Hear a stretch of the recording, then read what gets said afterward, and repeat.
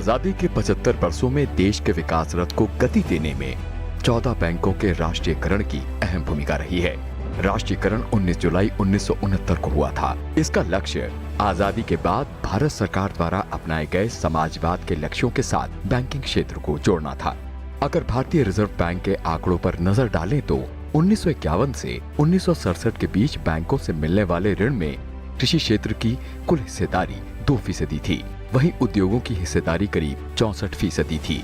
साफ था कि भारतीय बैंक ग्रामीण और कृषि क्षेत्र की उपेक्षा करते थे। चूंकि निजी बैंक बड़े उद्योगपतियों द्वारा चलाए जाते थे, इसलिए खुद की इकाइयों को ही ऋण देने जैसी बुराइयां आम थीं। साथ ही शीर्ष बैंकों के अधिकारी दूसरे उद्योगों में भी निदेशक के रूप में कार्यरत रहते थे, जिसके चलते व्यावसायिक हितों का टकराव अक्सर हुआ करता था। ऐसी तमाम वजहों के चलते राष्ट्रीयकरण की जमीन तैयार थी।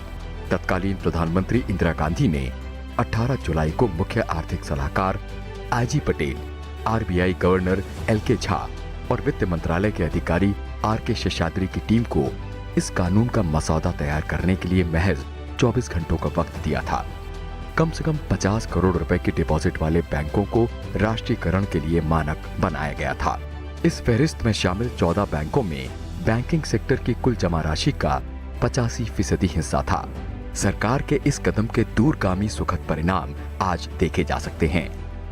इनमें एकाधिकार पर लगाम कसना, क्षेत्रीय असंतुलन को कम करना, कामकाज की स्थिति में सुधार करना, जनहित को संरक्षित करना, केंद्रीकृत प्रबंधन को विस्तार देना, सरप्लस प्रॉफिट को सार्वजनिक हित में इस्तेमाल करना, सेवाओं में एकरूपता और स्थिरता लाना, कोर सेक्टर लेंडिंग बढ़ाना, जीवन स्तर में वृद्धि लाना और देश में बैंकिंग को जन जन तक पहुंचाना शामिल था।